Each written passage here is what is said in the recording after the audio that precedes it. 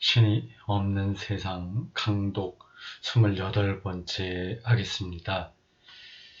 제목을 다시 한번 생각해 보시죠. 신이 없는 세상. 신이 있다 없다. 그걸 말하기는 힘들죠. 신이 없는 것처럼 느껴진다는 얘기죠. 그게 역설적이죠. 하나님은 오히려 그런 방식으로 존재하신다. 그렇게 생각하는 게 이 책 제목하고 연관성이 있는 겁니다. 기독교도 하나님이 오히려 없는 그 어떤 면을 붙들고 있는 거예요. 근데 계속 하나님을 앞에서도 얘기했지만 옥황상제처럼 그런 생각으로 하나님을 생각하는 거, 보통 이제 유실론이라고 합니다. 그게 자기 투사로 나타날 수도 있어요. 근데 그런 방식의 신의에는 이미 끝났다는 겁니다. 끝났다기보다도 그걸 극복했다고 말하는 게 낫겠네요. 그러니까 무신론도 신이 없다고 얘기하잖아요. 근데 그 무신론이 오히려 하나님을 우리가 바르게 이해할 수 있는 대화 파트너가 된다. 그 얘기입니다. 자, 근데 그 얘기가 지금 신비까지 왔어요. 네, 신비 경험이죠. 168쪽 중간입니다. 소제목 해석하다로서의 믿다.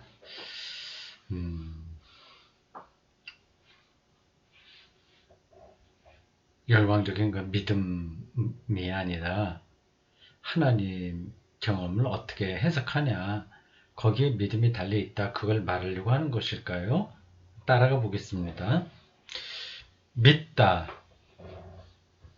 라는 이 동사, 독일어 glauben이고요. 영어로 believe라고 하죠. 사도신경이 그렇게 시작합니다. I believe, ich glaube. 이 믿다의 다른 개념은 해석하다이다.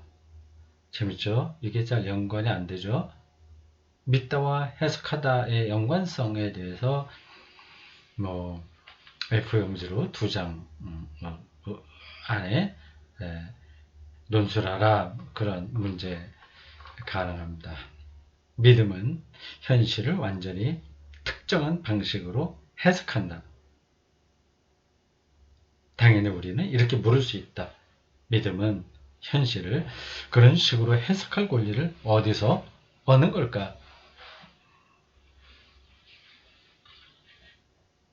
예컨대 성경 말씀인가 아니면 교의학의 진술들인가? 성경하고 교의학 진술, 그거는 연관되기도 하고 좀 다르기도 합니다. 교의학은 이제 교리라고 하는 거죠. 하지만 똑같이 이렇게 물을 수 있다. 무신론자는 현실을 자신의 판단에 따라 해석할 권리를 어디서 얻는 걸까? 다 이거죠. 해석이잖아요. 신이 없다 하고 하는 것, 나는 신을 믿는다 라고 하는 거죠. 똑같은 세상에 사는데 해석이 다른 겁니다. 우리는 저마다 현실을 있는 그대로가 아니라 언제나 해석된 현실로 체험한다. 그렇죠. 우리는 아침에 일어나면 특정한 해석을 가지고 그날을 시작한다. 2020년 3월 17일 시작됐는데요. 오늘 내가 할 건 뭐고, 또 마스크를 쓰고 어떻게 나가야 되고, 이런 게 다 해석이라고 할 수 있습니다. 나는 그날을 하나님의 선물로 받아들여 그분의 은총에 맡긴다. 또는 그날을 온갖 약속이 있는 수많은 나날 중 하루로 해석한다. 물론 무신론적 해석이 단연 더 영적일 수도 있다. 삶의 깊이를 탐색한다는 차원에서는 그렇습니다. 나는 그날을 무엇인가 좋은 일을 하거나 사람들을 만날 기회로 해석할 수 있다. 혹은 받아들일 수 있다. 무신론자와의 대화를 나눌 때 무엇보다도 중요한 것은 누구의 해석이 옳은지가 아니라 다양한 해석이 가능하다는 것이다. 해석이 가능하다고 하는 건 해석이 열려 있다고 하는 겁니다. 그렇다면 우리는 이렇게 더 물을 수 있다. 그 해석이 현실의 리얼리티예요. 현실에 부합하는가? 현실을 왜곡하는 해석이나 날조하는 해석이 있는가? 물론 있죠, 당연히. 사이비 이단들에게 그런 게 종종 나타나죠. 요즘 계속 사회적 문제가 되고 있는 코로나19 사태로 인해서 불거진 신천지의 교리와 구조가 그렇습니다. 오늘날에는 나 자신의 기분을 위해 현실에 모순되는 해석들이 만연해 있다. 기분에 따라서 해석이 달라진다는 겁니다. 이건 직역이라서 좀 이렇게 됐네. 기분에 따라서 세상을 다르게 보게 만든다고 하는 거죠. 예를 들어 내가 최고야, 모든 일이 잘 될 거야 라는 해석으로 하루를 시작한다면 그것은 나에게 위험한 접근일 것이다. 그럴 경우 나는 현실을 건너뛴다. 내가 원하는 바를 나의 생각, 나의 해석을 통해 얻어낼 수 있을 것만 같다. 그러니까 코로나19 사태를 악마의 유혹, 시험, 이걸 악한 영을 이겨내자 이런 식으로 신천지가 말한다면 이게 이제 왜곡되는 거죠. 그런 사람들은 종종 호된 좌절을 겪는데 현실이 그들의 해석과 모순되고 그들의 한계를 보여주기 때문입니다. 사이비단에 떨어지면 그 모순되는 걸 겪을 때마다 더 거기에 매달리는 현상이 나타납니다. 심리적으로 더 폐쇄 상태로 떨어지게 되는 거죠. 무신론자는 믿음에 대한 구체적인 진술들을 때때로 어려워한다. 교약은 그들에게 완전히 낯선 것이다. 세상을 권능으로 창조하신 하나님, 이런 고백이 그들에게는 어려운 거죠. 그들은 우리가 무슨 권리로 하나님과 예수 그리스도에 관해 그렇게 진술하는지 묻는다. 그런 구체적인 진술들을 그들이 그 진술들을 거부하는 이유가 된다. 하늘의 영광을 버리고 이 땅에 오신 이런 예수님, 이런 것들은 거부해요. 그런데 내가 볼 때 교의학은 늘 자신만 옳다고 믿는 독단이 아니라 그렇습니다. 독단이 아니라 신비를 열어놓는 기술이다. 여기서 기술이라고 하는 건 테크닉이 아니라 어떤 걸 설명한다. 그 뜻입니다. 이 기술은. 그럴 거래요? 모르겠습니다. 이게 원어가 안 나와서 신비를 열어놓는 기술이다. 테크닉이 아니라 기술, 묘사한다, 설명한다. describe인가? 영어로.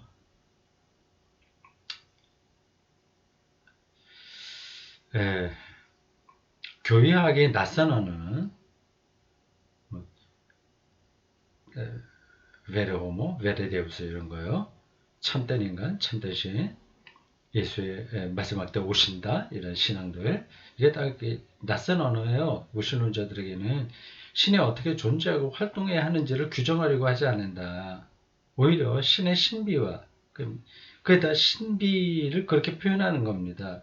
신의 신비와 인간의 신비를 지키려고 한다.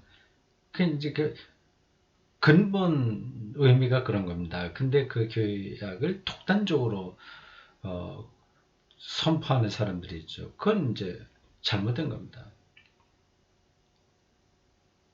교약이 철학적, 신학적 개념들로 신과 인간 구원에 관해 말하기는 한다. 그러나 결국 그 개념들도 표상일 뿐이다. 표상.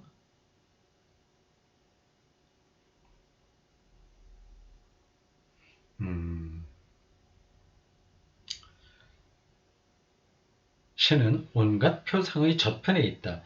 하나님은 걸어가신 분이야. 이게 표상입니다. 독일어로 후슈델룽 앞에 두는 거예요. 어떤 생각이에요. 하나님은 절대자다. 이런 것들이 다 표상입니다. 근데 그렇게 해석을 안 할 수도 있는 거예요.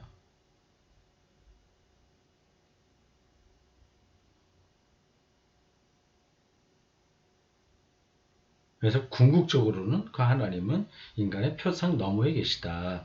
표상이란 저편에 있는 신비를 내다보는 창문이다. 표현이 좋네요. 신비를 내다보는 창문이다. 교회학의 표상은 또한 인간의 본질을 정당하게 평가하려 한다. 인간의 존엄을 수호하고 인간을 병들게 하는 표상으로부터 인간을 보호하려 한다.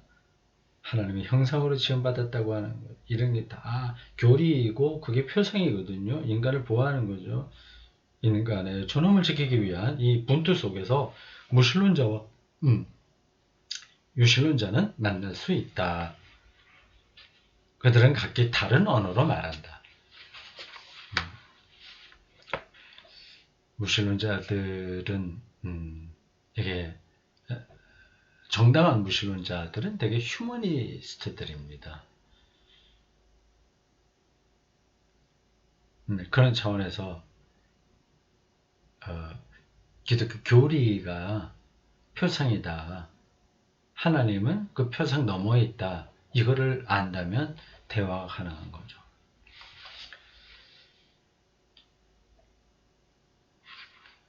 하지만 만남 속에서 대화도 생겨날 수 있다. 그랬다 프리드리 펠더린. 제가 많이 중요하게 생각하고 많이 관심이 있었던 그러나 많이 알지는 못하는 시인 프리드리 펠더린이 노래한 것처럼 우리 자신이 대화가 될 수 있다. 이게 무슨 말이에요? 우리 자신이 대화가 될 수 있다. 넘어갑시다. 최근 들어 나는 내가 신이다 라고 말하는 이들을 자꾸 보게 된다. 정신의학자라면 그런 진술 이면에 과대 망상을 확인하고 정신질환의 징후로 해석할 것이다. 정신병원에서 그런 환자들을 본다는 거죠. 그런데 그렇게 말하는 이들 중 어떤 사람들은 신에 관한 모든 진술은 결국 우리 인간에 관한 진술이라는 철학적 논거를 들어 자신의 주장을 정당화한다. 굉장히 그래도 생각이 깊은 사람에 속하여 인간 이게 신이야 이렇게 하면서 나도 신이야 이렇게 말하는 거죠. 사람들은 그런 진술 속에서 신앙인과 무신론자가 만날 수 있으리라 생각하고 싶어한다. 그런데 어떤 이성적인 무신론자도 어떤 이성적인 그리스도인도 그런 식으로 말하지는 않을 것이다. 자기를 절대화하지 않는 거죠. 나는 이런 진술에서 칼 융의 개념을 빌리자면 매번 자팽창을 확인한다. 자팽창. 독일어로 ich 이건 나예요. I 영어로 I ich inflation 인플레이션이죠. 제가 일상의 과잉이라고 표현한 그거 비슷한 그런 겁니다. 일상의 과잉 ich 인플라션을 확인한다. 그들은 자신과 무관한 원형적 표상으로 자아를 부풀린다.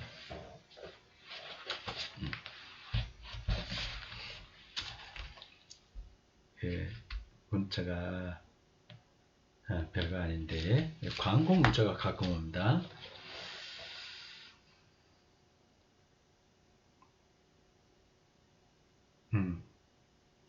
자신과 무관한 원형적 표상으로 자아를 부풀린다. 그러니까 자아가 극대화되는 거죠. 그것은 웅대성으로의 도피이다. 그러면 자신이 뭔가 특별한 존재로 여겨진다. 그러나 때때로 그런 도피는 실패한 삶을 회피하는 태도다. 자기 합리성으로 떨어져서 자기 망상이죠.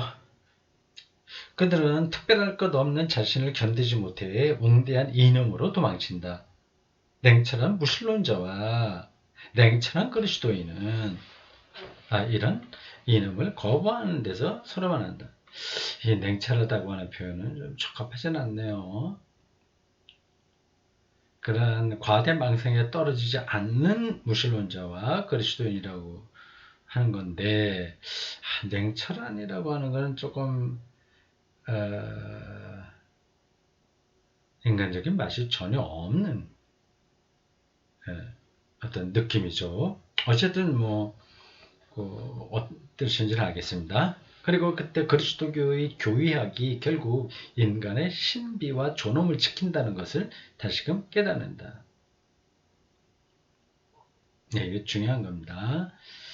인간의 신비와 존엄을 기독교 교리는 추구하는 겁니다.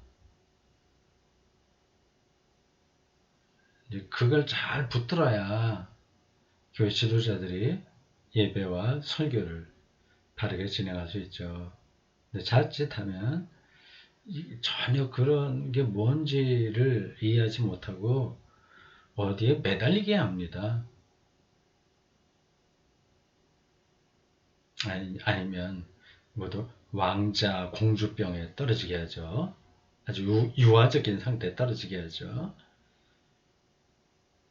우리가 그리스도를 통해 신화된다는 것, 성화라고 해야 되겠어요. 성화, 신화가 아니라 신화라고 하는 말을 표현하지 않는데, 이게 독일어로 뭔지는 모르겠습니다만 보통 이제 그리스도를 통해서 우리가 거룩해진다는 건데요. 또한 분명히 신적 능력이 분리되지도 혼합되지도 않은 채 우리 안에 작용한다는 것을 교의학은 약속한다. 이러한 생각은 우리가 자아팽창에 빠지거나 웅대성으로 도피하지 않도록 적용된다. 웅대성이라고 하는 이 번역 단어도 적합하진 않네요. 자기 망상, 자기 절대화 이런 데 빠지지 않는다는 겁니다. 다음 소제목, 신의 부재에 대한 경험. 믿음은 체험을 찾는다. 그리고 믿는 사람은 누구나 자신의 온갖 합리적인 숙고에도 불구하고 여전히 믿을 수 있게 해주는 경험들을 기억한다. 예를 들어 믿는 사람은 한 번쯤 미사에서 혹은 예배에서 하나님의 가까이 있음을 분명히 느꼈을 것이다. 무한한 평화와 기쁨, 어떤 절대적인 거룩한 두려움 혹은 현묘함 이런 것들이죠. 느꼈을 것이다. 이 말씀이 내 마음에 와 닿아. 혹은 이 말씀이 내 마음을 움직여. 또는 이 말씀이 내 삶의 신비에 눈을 뜨게 해줘. 이런 은혜 받는 거죠, 보통 말하면. 그러나 신을 믿는 사람은 신의 부재도 체험한다. 젊은 날 신에게 매료되었던 사람들이 더는 신이 자신에게 아무 말도 하지 않는다면 신을 외면한다. 더 이상 그들은 옛 경험에서 아무것도 얻을 수 없다. 그들은 신이 자신을 피한다고 느낀다. 그렇게 되는 이유가 여러 가지가 있겠죠. 게다가 여전히 신을 믿고 있는 사람들도 끊임없이 신의 부재를 체험한다. 신의 부재.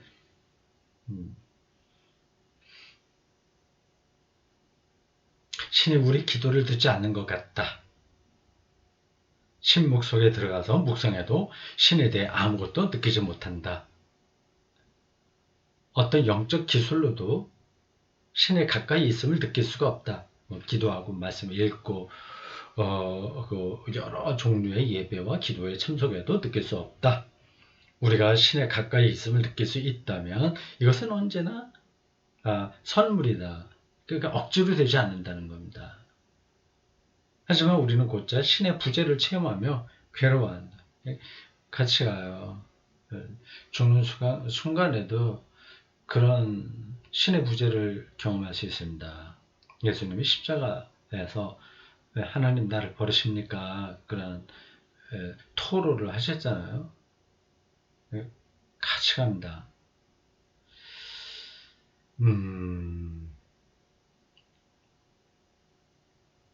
우리는 무신론자와 이 체험을 공유한다. 이 세상이 이따위야 참 모순등이 많죠. 근데 역사만 보아도 신의 부재로 괴로워한 신심 깊은 사람들의 예가 여럿 있다. 사람들이 기쁨의 영성, 천진한 영성의 모범으로 평가하는 리지오의 테레사 수녀가 그러하다. 그런데 동료 수녀들은 테레사의 모습을 신실하게만 그렸다. 의심이 있는 부분들을 가린 거죠. 사실 테레사는 죽기 전 마지막 해에 하나님과 멀리 떨어져 있음에 괴로워했다. 영성이 이렇게 진보하다가 멈출 수 있거든요. 그 순간이 힘든 거예요. 저기 영적인 상태도 매너리즘에 떨어질 수 있는 겁니다. 그럼 뭔가 자기 영혼이 죽어 있는 것 같죠. 테레사에게는 모든 것이 무의미해 보였다. 테레사는 하나님을 더 이상 느끼지 못했다. 모든 게 어두웠다. 무신론적인 생각이 엄습했다. 테레사는 최악의 유물론자들이나 하는 생각들이 나의 뇌리를 떠나지 않는다라고 직접 썼다. 세상 하나님 없어. 물질 모든 것들을 다 거기서 시작해서 거기서 끝나는 거야. 그런 생각이죠. 죽음을 앞둔 마지막 해에 테레사는 불신앙인, 즉 무신론자가 정말로 있음을 체험했다. 테레사는 1885년 짜라투스트라는 이렇게 말했다를 완성한 니체와 동시대를 살아갔다. 100년 전에 있었던 니체와 비슷한 걸 경험한 거죠.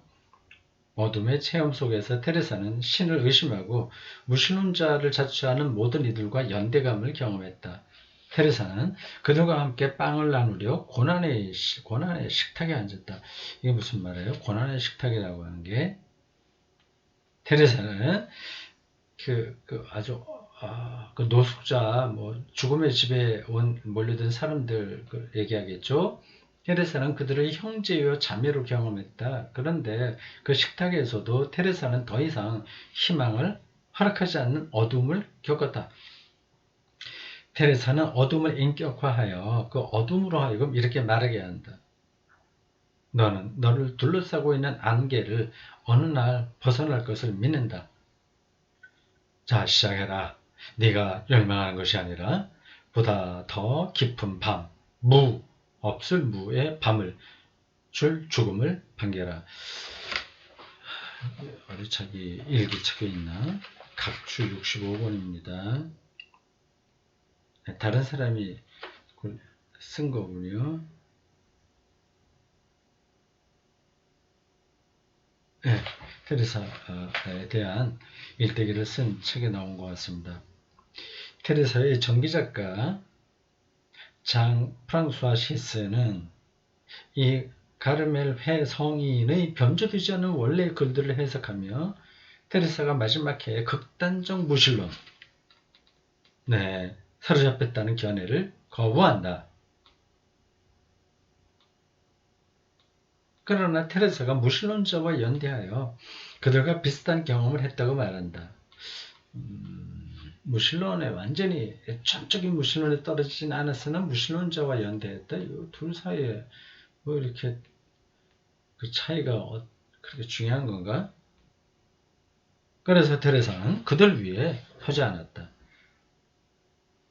테레사는 예수가 몸소 그녀를 무신론자의 그 식탁에 데려갔다고 확신했다.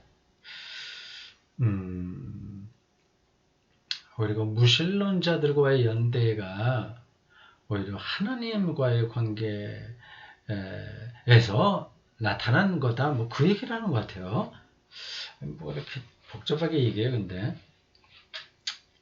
좀 더 봅시다.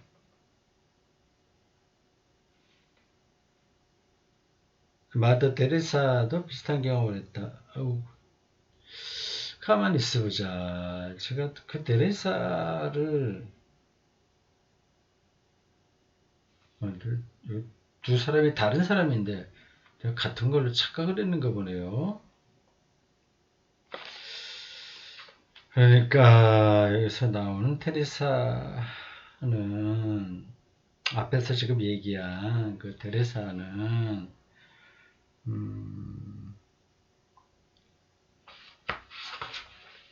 그리고 요거 제가 확실하게 모르고 연필을 말하는 것 같습니다. 리시우에 있는 테레사고 앞에서 얘기한 사람은 지금 다시 또 얘기하려고 하는 사람 우리가 일반적으로 알고 있는 마더 테레사 인도 어디 맞죠? 거기 죽음의 집 거기서 살았던 그 여성 얘기하는 거 아닌가요? 근데 왜 이렇게 지금 내가 착각을 했나요? 아니면 똑같은 사람에 대한 얘기인가? 이 마더 데레사 보통 우리가 일반적으로 알고 있는 마더 데레사 그 사람도 하나님 안 계신 것 같다. 그 말년에 그런 얘기 여러 번 하지 않았습니까? 그래서 당연히 앞에 있는 이야기는 그 사람의 이야기로 생각을 했는데 그래서 또 다른 데레사로 나오네요. 앞에서 데레사는 리즈웨 데레사고요. 여기 지금 다시 시작하는 172쪽 밑에서 셋째 줄에 시작하는 이 데레사는 마더 데레사예요. 보통 우리가 마더 데레사로 알고 있는 그 사람이죠. 이래 좀 더 봅시다. 마더 데레사도 비슷한 체험을 했다. 마더 데레사는 어리서나 깊은 신심과 이웃 사랑의 모범으로 평가받는다. 노벨 평화상까지 받았죠. 그런데 데레사도 말년에는 하나님과 멀리 떨어져 있으며 괴로워했다.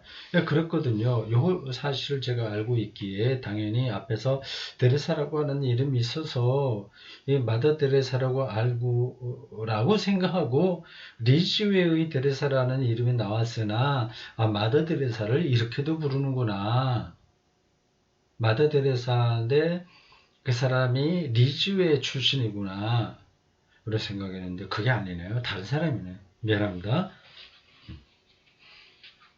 다른 이들에게 설교하는 바를 정작 자신은 더 이상 경험하지 못했다. 데레사는 그 모순에 아파했다. 하나님이 자신을 거절하고 원치 않는 것 같았고 허물을 느꼈다. 어떤 정기 저자들은 그 체험을 테레사가 밖으로 보여준 삶과 반대되는 것으로 보였다. 반대되는 것은 아주 박의 정신과 그리스도의 사랑으로 거의 죽음의 집을 정말 솔선수범 그리스도의 사랑을 보여준 여자 아닙니까? 수녀 아닙니까? 그러나 테레사에게 하나님의 부재 체험은 모든 인간에게서 예수의 얼굴을 알아보기 위한 조건, 사람들을 자비로 대하기 위한 조건이었다. 모순을 보는 거죠. 왜 이렇게 비참하게 죽나? 사람이 죽어야 되나? 하나님의 전능이란 뭔가 이런 모순 속에 떨어진 겁니다.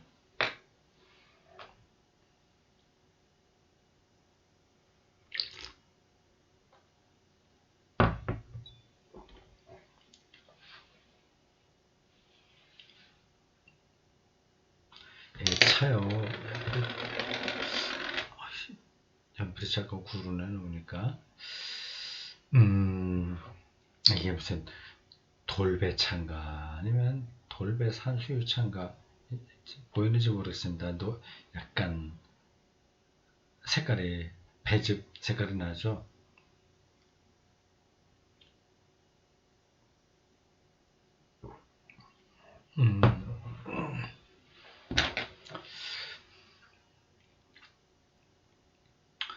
아직까지 차 맛을 느낄 수 있다는 것, 그 액체를 이렇게 부드럽게 마실 수 있다고 하는 게 참 은총이라고 하면 은총이죠. 황홀한 경험입니다. 더 이상 다른 게 필요하지 않는 어떤 경험. 그건 이제 황홀하다고 하는 거죠. 자, 데레사는 가난을 제 몸으로 직접 경험했다. 데레사는 가난에 허덕이는 이들에게 하나님의 사랑을 전하려 했는데 자신이 그 사랑을 항상 느꼈기 때문에 아니라 그 사랑을 향한 깊은 갈망이 자신 안에 있었기 때문이다. 그리고 데레사는 하나님으로부터 버림받는 자신의 체험을 지성에서 예수가 겪은 고통의 일부로 경험했다. 데레사는 십자가 위에서 버림받은 예수의 절규를 새로운 방식으로 이해했다.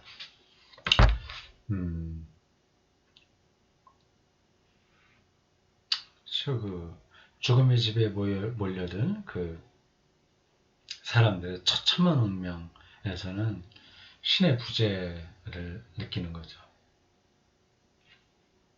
신을 믿는 사람도 신을 부인하는 사람도 신의 부재를 체험한다. 그 체험이 두 집단을 연결한다. 그런데 신앙인은 그 체험을 다른 방식으로 다룬다. 그 밑바닥에는 비슷한 경험이 있는 거예요. 표현이 다른 거예요. 그래서 해석이라고 앞에서 이 말을 한 겁니다.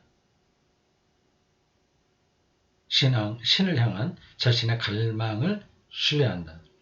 그리고 그 갈망 속에서 신이 당신을 기억하게 하기 위해 자신이 가슴에 새겨 놓은 흔적을 마음으로 느낀다. 많은 무신론자가 신의 부재 체험을 신이 존재하지 않는다는 증거로 삼는다.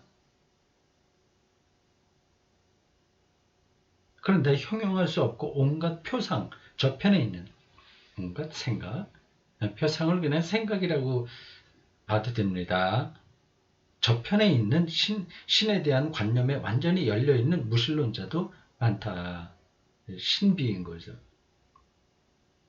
그들은 우리를 둘러싸고 있는 신비에 열려있다. 영성에 열려있다. 극진한 휴머니즘, 그리고 삶의 심층에 대한 두려움과 놀라움 이런 것들이요. 무신론자의 그런 영성이 우리 그리스도인들에게는 하나의 도전이다. 그들의 영성은 신비주의자들이 거듭 말하는 무지를 진지하게 받아들이고 있는지, 무지. 결국 우리가 알고 있는 건 없다. 그죠?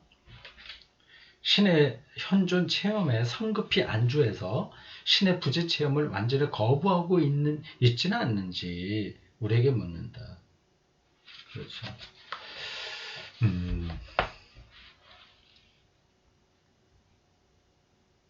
좀 믿음이 좋다고 하는 한국 기독교인들에게 나타나는 전형적인 태도입니다.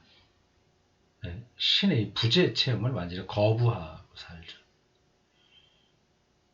무신론자임을 자인하는 앙드레 꽁트 스퐁빌은 누군지 모르겠습니다. 꽁트를 가리키는 건 아니겠죠? 맞나? 아닌가? 우리가 일반적으로 알고 있는 실종주의 철학자 꽁트? 무신론자가 신은 포기해도 영성은 포기하지 못한다고 말한다. 다른 사람일 겁니다. 그는 신이 없는 영성에 대해 말한다. 그런데 그가 정확히 뜻하는 것은 그가 어릴 적에 접한 것과 같은 구체적인 신 개념이 없는 영성이다. 어렸을 땐 성당 다녔겠죠. 그때 얻었던 그런 신 개념과는 다른 영성. 뭐 동양식으로 얘기하면 뭐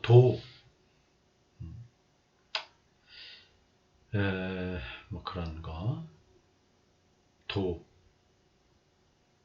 도의 세계, 또 열반의 세계, 무위 뭐 이런 것들이요.